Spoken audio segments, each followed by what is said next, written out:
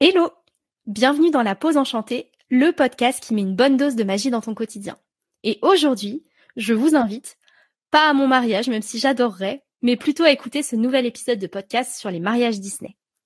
Coup du hasard, je vous ai annoncé il y a quelques semaines que j'allais me marier. Cet épisode était prévu depuis de nombreux mois avant que je l'apprenne. Je vais donc à la fois rêver avec vous dans cet épisode et peut-être pouvoir piocher quelques conseils précieux au passage, qui sait. La série Mariage de rêve sur Disney+ est l'une de mes plus grandes passions. Et sans mentir, j'ai dû regarder au moins 3 fois chaque épisode. Cette émission me fait rire, pleurer et m'imaginer à la place des jeunes époux. Soyons honnêtes, qui n'a jamais rêvé d'un mariage de princesse digne des plus grands contes de fées?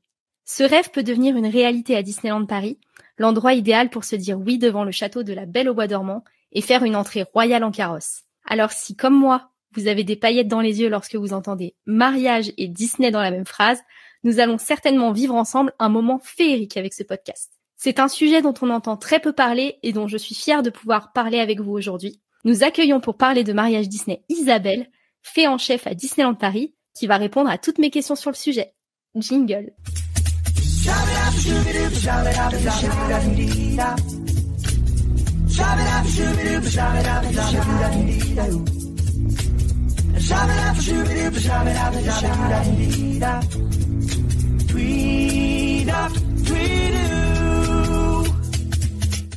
Bonjour Isabelle. Bonjour. C'est un immense plaisir de t'avoir avec moi aujourd'hui en tant qu'invitée de mon podcast. De même, c'est un énorme plaisir et je suis ravie de pouvoir échanger avec toi sur un sujet qui m'est cher. Je pense qu'on va beaucoup s'amuser. Avant d'entrer dans le vif du sujet, il y a une tradition dans La Pause Enchantée, c'est d'apprendre à te connaître à travers un petit jeu. À sujet exceptionnel, question exceptionnelle, je vais donc te poser quelques questions courtes où il faudra que tu répondes rapidement sans trop réfléchir. Allez, c'est parti. Alors, ton couple Disney préféré? Je pense que ça va être réponse. La meilleure musique Disney pour faire une ouverture de bal? Tell us all the time, La Belle et la Bête. Un grand classique. Le restaurant ou hôtel Disney où tu pourrais célébrer ton mariage? Je dirais le Colonel Atis pour un côté un peu exotique, tropical, différent. Ah, c'est original comme idée. Mais c'est vrai que le cadre est sympa avec la petite véranda à l'extérieur et tout. C'est un de mes tout premiers mariages, je l'avais fait au Colonel Atis. On a découvert au fur et à mesure, en changeant juste la lumière, les tables, les chaises, et d'un coup en fait on crée vraiment en fait un univers totalement féerique. Parce qu'avec cet énorme arbre là qui est magnifique, donc d'un coup on peut transformer assez facilement cet espace qui devient vraiment une forêt enchantée en fait. La robe de princesse Disney qui pourrait, selon toi, être adaptée en robe de mariée? Cendrillon. Et enfin, l'attraction de Disneyland Paris qui pourrait être un parfait thème de mariage, selon toi? Alors, définitivement pas la Tour de la Terreur, sinon j'ai peur pour la suite du mariage. Je partirais sur le Molly Brown, le bateau Mississippi, en fait, où on pourrait partir sur un thème très Nouvelle-Orléans, avec le côté gospel de Princesse et la Grenouille, qui peut être vraiment chouette comme tout. Ah ouais, j'imagine déjà ça d'ici, tu vois. Écoute, un grand merci de t'être prêté à cet exercice. On te connaît un peu plus, mais pas encore vraiment. Est-ce que tu peux nous en dire un peu plus sur ton parcours? Alors, je peux te faire la version courte ou longue. Moi, ça fait plus de 20 ans que je travaille à Disneyland Paris. J'ai commencé, je pense que comme beaucoup d'employés Disney, juste pour un job d'été. En fait, j'étais hôtesse au restaurant Blue Lagoon à l'époque. Et finalement, j'ai continué mes études. Et puis 2 ans plus tard, je me suis retrouvée encore à Disney. Puis après, je suis restée. Je l'ai plus jamais quitté. Et donc, j'ai fait plusieurs métiers. J'ai été à la réception du Newport Bay Club. J'ai fait aussi un peu de boutique. Et après, j'ai découvert le monde de l'événementiel où j'ai enfin trouvé ma place. Et donc, j'ai fait un peu de tout. J'étais assistante de prod, chargée de production. Et après, j'étais plus dans le côté chef de projet dans la partie séminaire et convention. Et après, tout doucement, je suis arrivée dans le monde plus des privés avec la création de Disney Fairy Tale Wedding à Disneyland Paris. Ça fait combien de temps du coup que tu travailles pour Disney Fairy Tale Wedding Disneyland Paris? On va dire Disney Fairy Tale Wedding a été lancé officiellement en 2017. Et puis après, effectivement, il y a eu des péripéties, comme on sait, ces dernières années. Et grâce au lancement du carrosse, parce que je sais pas si tu es au courant, on a créé en fait le carrosse enchanté, Disney Carrosse Enchanté, qui a été lancé en début d'année, qui est absolument magnifique. J'ai vu des photos, ça fait rêver. Ah oui, non mais on a mis plus de 5 ans à le faire, mais honnêtement le résultat, là c'est enchanteur. On l'a utilisé pour des demandes en mariage, justement. On va bientôt l'utiliser l'année prochaine aussi pour les mariages. Tu veux du conte de fées? Là, je te donne du conte de fées. Bah là, on donne tout, quoi. Là, on y est. Et c'est intéressant ce que tu dis parce que tu parles à la fois des mariages, mais des demandes en mariage, c'est-à-dire que Disney Fairy Tale Wedding gère ces deux parties finalement. Oui, Disney Fairy Tale Wedding, en fait, a plusieurs collections. Pour faire simple, on a tout le processus en fait de la magie du monde du mariage. Donc ça va aller de la demande en mariage au mariage même. Donc en fait, on a soit vraiment des mariages, des grands mariages avec aussi le dîner. Là, on a monté aussi ce qu'on appelle les cérémonies plus intimes. Et on a les renouvellements parce qu'il y a les anniversaires de mariage. Donc ça aussi, c'est souvent demandé. Et après, on a aussi lune de miel. Donc c'est vrai que lune de miel, pour l'instant, notre collection, on va dire, on est encore en train de travailler dessus parce que c'est pas les demandes les plus importantes pour l'instant. Mais par contre, il faut savoir que aussi pour nos clients qui ont fait soit les demandes en mariage et les mariages à Disneyland Paris ou dans les autres Disney, ils ont l'opportunité aussi de pouvoir faire des shootings photos en robe de mariée avant ou après la fermeture du parc. Waouh. Oui, je confirme. Et c'est des souvenirs qui restent en fait un style d'événement qui est vraiment hyper touchant et c'est surtout hyper important pour nous parce que c'est quand même le plus beau jour de la vie de nos couples. Donc on essaie vraiment de créer un univers spécial et différent et puis c'est surtout qu'en fait s'ils viennent à Disney, ils veulent vivre leur conte de fées à eux. Donc c'est vrai que on a une énorme équipe pour de la conception. On a même des show directeurs qui travaillent sur les mariages. On a une équipe en fait de restauration dédiée dans la partie donc événementiel mariage. On a une équipe de production, de wedding planner en fait, qui s'occupe d'accompagner aussi du début à la fin pour toute l'organisation du mariage. Tout est finalement sur mesure en fait pour les futurs mariés Disney, quoi. Exactement. Si on vient à Disney, et je pense que de toute manière c'est propre aussi à chaque mariage, c'est que c'est avant tout leur mariage. Et il faut que ça soit personnalisé, il faut que ça leur ressemble. Donc effectivement, ils viennent à Disneyland Paris et comme je disais, c'est vrai qu'on va le faire souvent, soit à la demande des clients bien sûr, devant le château ou après maintenant de plus en plus aussi on a fait au niveau de la terrasse de l'auberge Saint-Thirion pour les dîners au Colonel Atis. Enfin il y a tellement d'endroits magiques avec des décors. On a même fait aussi un dîner de mariage au niveau de la Grava Café parce que là on arrive dans la partie mille et une nuits. Donc c'est vrai que le but c'est faire du sur-mesure et que ça ressemble en fait à nos clients, que ça soit même pour les musiques. En fait c'est eux qui vont les choisir pour que ça leur ressemble tout simplement. En termes d'organisation, comment ça se passe du coup? Est-ce que toute la soirée de fête, etc., se passe après la fermeture du parc? Est-ce qu'il y a des événements qui se passent peut-être par exemple dans les hôtels ou dans des endroits qui peuvent être privatisés? Comment ça se déroule finalement? Alors, en fait, effectivement, c'est vrai que on est d'accord, nous, on est un lieu atypique.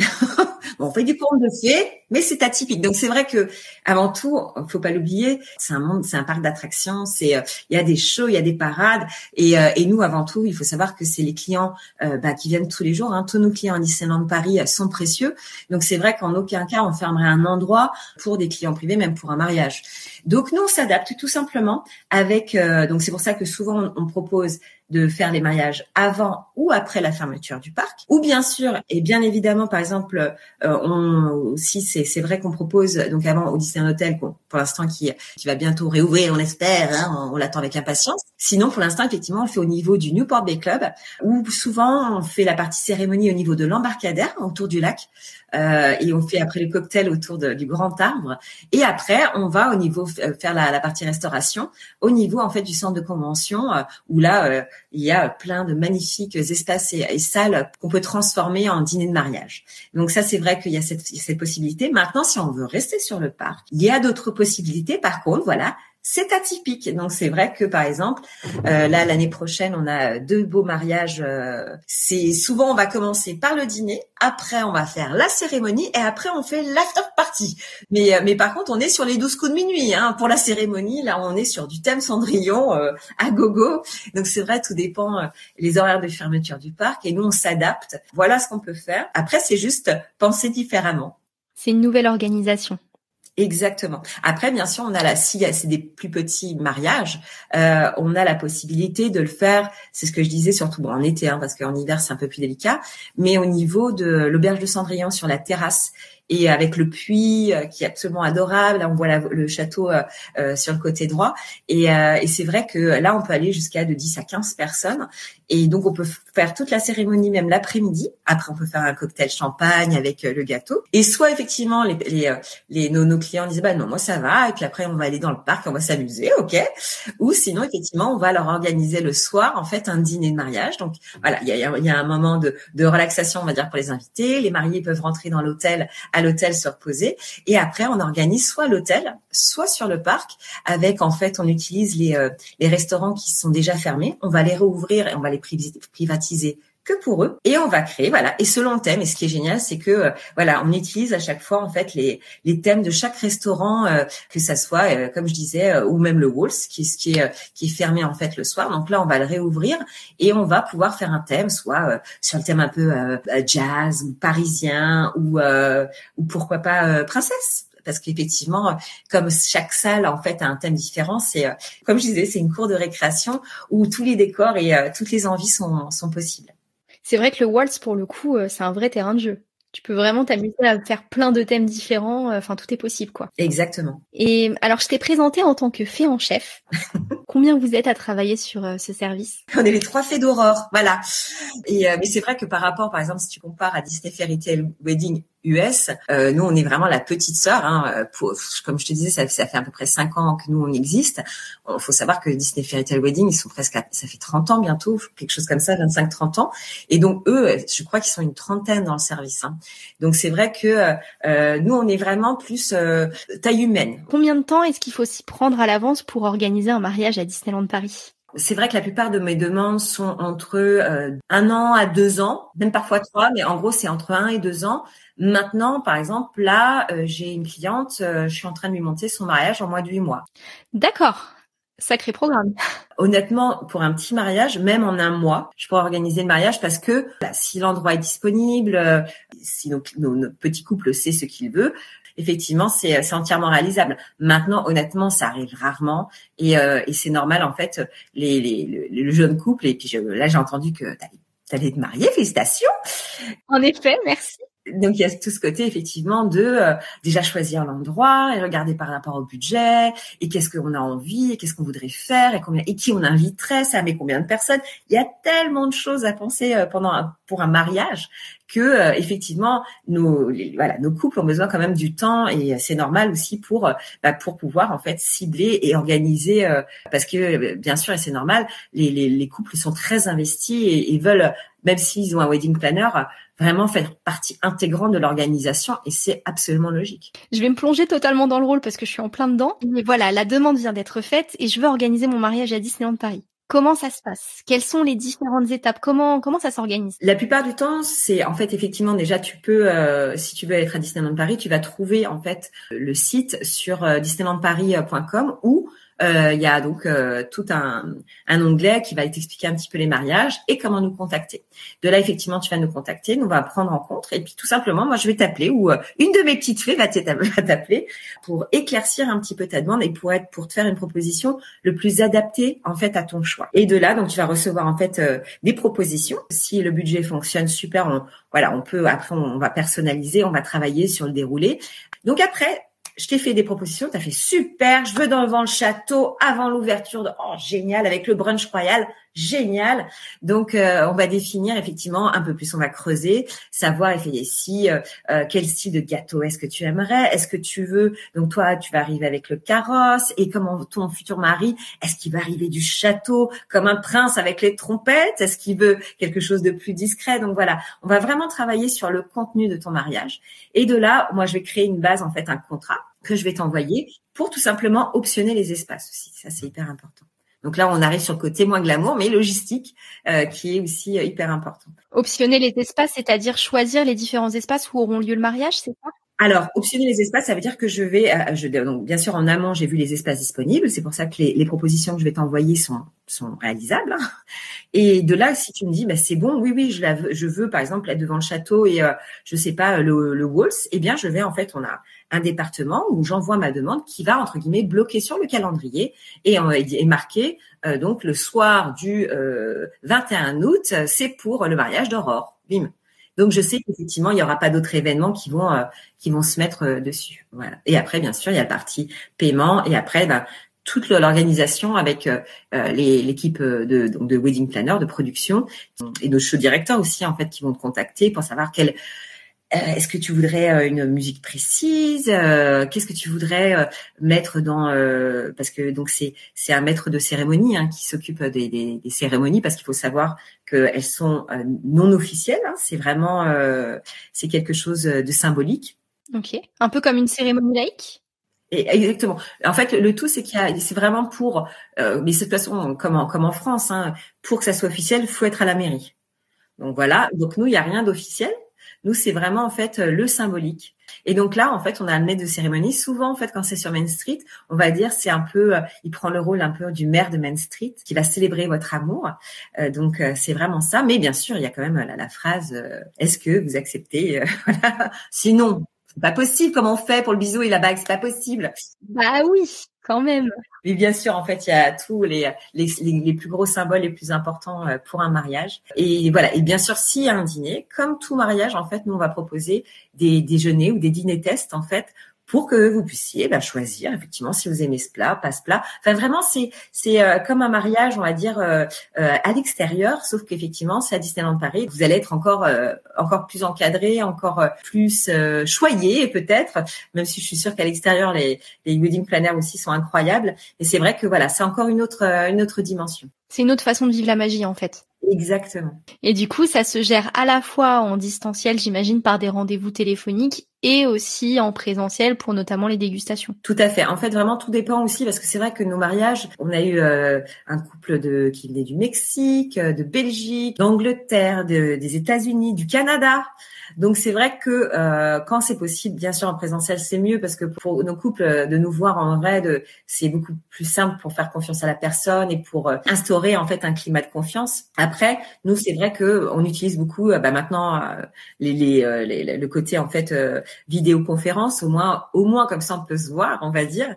Et sinon bien sûr téléphone et s'il y a l'opportunité comme là par exemple on avait nos clients belges, ils sont venus, on a fait déjà un repérage des lieux.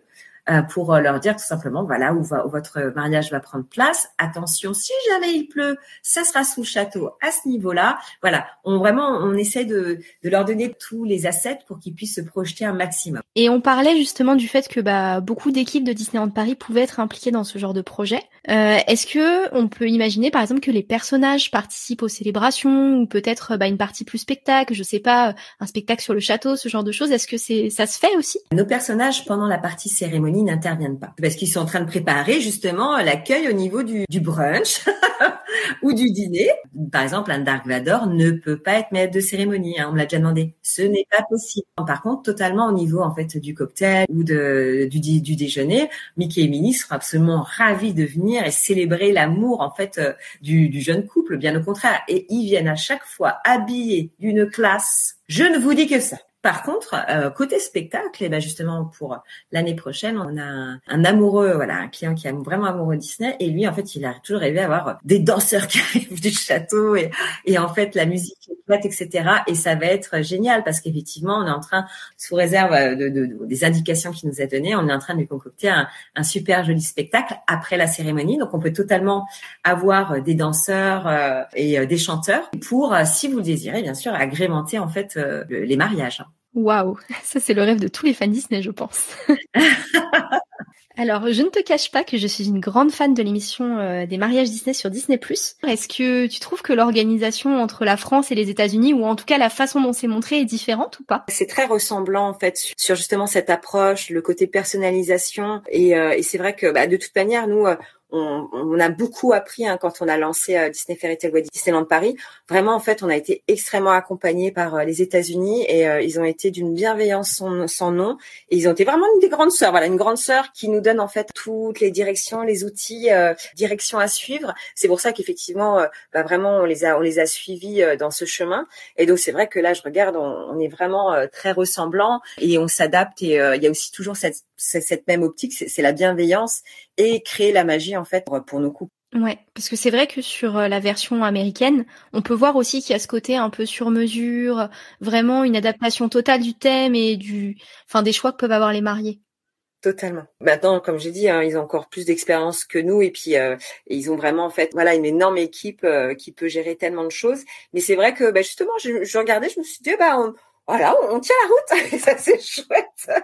Mais non, mais c'est vrai que et c'est normal en fait. On a pris de l'expérience et je sais que quand notre grande sœur est fière de nous et ça fait extrêmement plaisir. C'est le plus important. Mais tu vois, j'ai un épisode en tête, c'est vraiment celui qui m'a le plus marqué. C'était des mariés qui ont fait un thème Alice au Pays des Merveilles, où ils avaient reproduit les bosquets, où t'avais les personnages d'Alice au Pays des Merveilles qui étaient venus. Et je me dis, tu vois, que quelque chose comme ça à Disneyland Paris, avec tout l'univers qu'on a à Fantasyland, ça doit être absolument magnifique à imaginer, quoi. Mais totalement. En fait, pour eux, limite, en fait, Disney, se marier à Disney, c'est logique. C'est vrai que le côté européen, c'est encore différent. Donc, c'est vrai que nous, on sait que, clairement, c'est les personnes qui se marient chez nous, c'est vraiment des fans ou c'est des personnes qui aiment l'univers. Hein. Donc, mais après, c'est ça qui est génial et je suis vraiment d'accord puisqu'on peut faire totalement au niveau d'Alice. On peut faire même au niveau, par exemple, là, j'ai une demande en fait sur le thème Avenger. Donc là, j'ai créé en fait à l'hôtel New York, une cérémonie sur le thème Avenger aussi. Donc c'est ça qui est génial, c'est que en fait nos univers sont tellement différents au niveau de Disney qu'on peut vraiment se faire plaisir et on peut imaginer des choses de dingue, des choses magiques dans un même lieu en fait. D'ailleurs, ça me fait penser que je t'ai pas posé la question, mais est-ce que tu as déjà célébré des mariages au Walt Disney Studios ? Alors non, j'ai jamais encore eu l'opportunité, même si effectivement on avait proposé un mariage, j'avais au niveau de la fontaine de Chérémy, mais finalement ça s'est pas fait. Honnêtement, quand on nous demande de faire un mariage, les gens en fait, c'est le château, c'est les fontaines, c'est le carrosse, parce qu'il y a un côté, on va dire à 90%, on est quand même sur être devant le château parce que c'est ce qui représente entre guillemets le plus côté féerique en fait de Disney. Mais après il y a les 10% rock'n'roll, on va dire. Qui ont envie de se démarquer, quoi. Exactement. Et du coup, ça représente à peu près un mariage à partir de combien de personnes ? Justement, en fait, on a des mariages même à 4 personnes, mais c'est ce qu'on appelle nos cérémonies intimes, demande de mariage ou de renouvellement en fait, où même ils étaient que 2. Donc arrive un moment, effectivement, c'est la même équipe que qu'ils soient 4 ou 20 entre guillemets. Donc c'est vrai que le tarif ne change pas vraiment. Donc sauf si la personne peut se le permettre, c'est génial. Mais sinon, c'est vrai que là on ne pouvait pas trop. Maintenant, c'est pour ça, nous on a fait des mariages, on a fait de 2 jusqu'à 250 dans le parc et on était sur le parc. On a fait par exemple la partie restauration au niveau de la Grappe à Café justement. Après devant le château et après on est allé au niveau de du Lucky Nuggets pour faire la disco. Ah oui, c'est quand même assez mobile entre les différents lands finalement. Moi j'imaginais, tu vois, la cérémonie au niveau du château et ensuite rester dans une zone assez définie finalement. Non, on peut vraiment bouger puisqu'après on peut vraiment créer toute une histoire autour du fait en fait de passer d'un monde à un autre. Hein.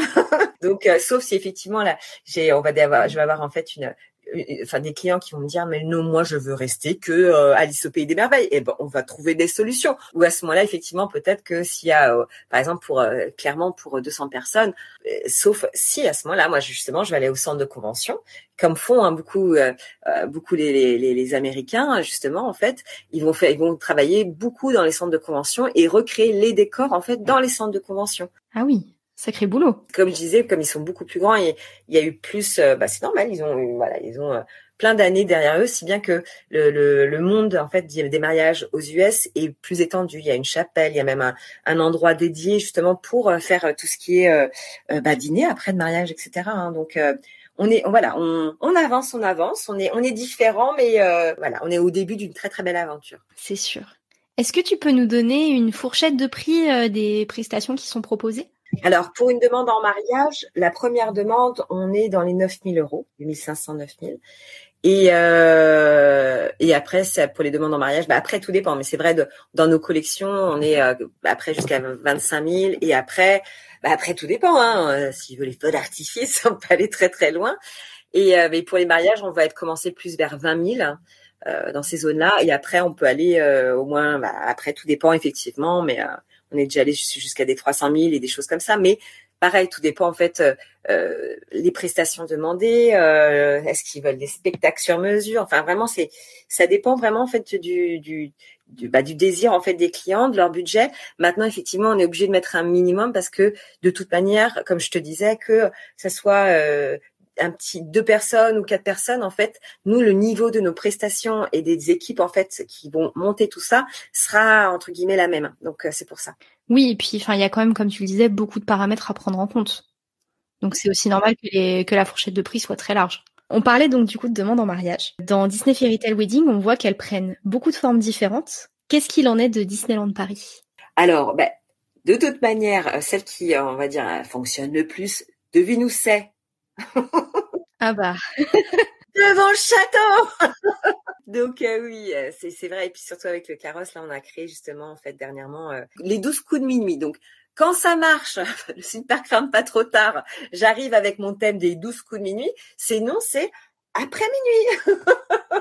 Ok, donc c'est vraiment un événement qui se passe à la fermeture du parc. Tout à fait. Bon, après, on peut le faire avant aussi, parce qu'aussi, on a une version, en fait, qui se passe avant, hein, qui est avant avant l'ouverture du parc, où on achemine par un secret que je ne dirai pas, parce que si jamais un de tes auditeurs ou auditrices écoute et qu'elle se dit « Ah ah, mais j'ai entendu, en fait, il va me demander un mariage », donc par un stratagème que je ne dirai pas, donc le couple est acheminé, en fait, avant l'ouverture du parc, et là, on arrive au premier étage du château ou devant le château, et là, hop, demande en mariage. Wow, amazing. Et là, après la demande en mariage, là, on peut avoir même un Mickey Minnie qui vient féliciter notre couple de la future aventure qu'ils vont faire. Et après, quand ils partent, il y a le carrosse qui arrive pour les acheminer. Donc, bien sûr, entre-temps, on fait beaucoup de photos romantiques.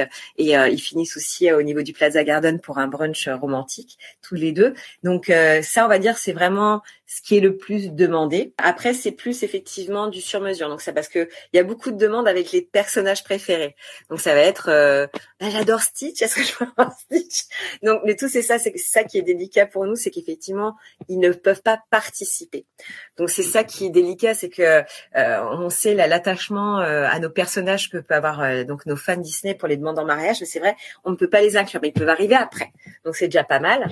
Mais on les guide toujours effectivement selon leurs envies. Nos guests ont des idées magnifiques, mais c'est vrai que il faut aussi comprendre, même juste pour la partie organisation, c'est des choses qu'on peut pas faire. Par exemple, le côté de demander à la parade de participer à une demande en mariage, on le fait jamais, parce que c'est vrai que ça inclut énormément d'organisation et de changements qu'on veut pas faire subir. C'est ce que je dis à chaque fois pour nos clients de la journée non plus. Donc en fait, voilà, on est toujours en train de trouver des solutions. Par contre, moi, je tiens à dire que, comme je disais à chaque fois, comme tout, en fait, le rêve de tout le monde est important, même si, effectivement, j'ai des clients qui me disent, j'aurais aimé, mais j'ai pas le budget. J'essaye toujours, en fait, de les aider, en fait, et de trouver des solutions. Par exemple, je donne les endroits les plus magiques, en fait, pour faire une demande en mariage, que ça soit justement le premier étage du château ou au niveau du premier étage du Molly Brown aussi, c'est absolument, voilà. Donc, j'essaie vraiment de leur donner plein de petits indices comme ça et de les accompagner, en fait, pour qu'ils puissent même d'eux-mêmes créer un moment magique. C'est génial. Tu me vends du rêve, Isabelle. Bon, je suis contente. Est-ce que tu peux nous partager une anecdote d'un mariage que tu as organisé à Disneyland Paris et qui t'a marqué? C'était une anecdote cocasse. C'était pour mon mariage indien. Voilà, donc j'ai organisé le premier mariage indien à Disneyland Paris. Et donc, en fait, voilà, c'était ce fameux mariage où d'abord ils avaient commencé à la Grava Café et puis après on était devant le château. Et donc, Mani, ça se passe bien. Elle dit oui, youpi. Donc après le oui, nous on met, donc il y a la musique, hop, fontaine. Et là, il y avait eu un problème de communication, en fait, avec nos équipes d'horticulture, et ils avaient oublié de couper l'arrosage automatique autour du hub, hein, qui est donc la place devant le château, où il y avait toute notre mise en place de chaises avec nos invités dessus. Et d'un coup, en fait, on voit les arroseurs automatiques qui se mettent en place en même temps que les fontaines.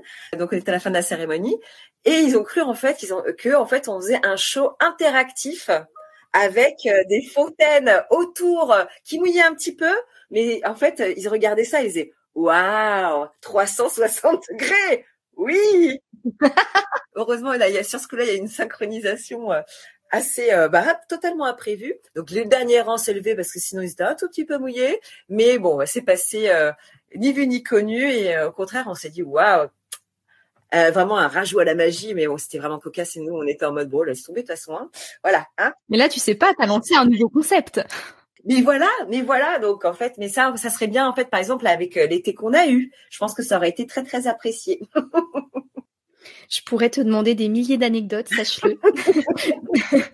Mais je vais m'arrêter avec une dernière question sur ce sujet-là. Quel est le thème le plus original que tu aies vu sur le parc pour un mariage?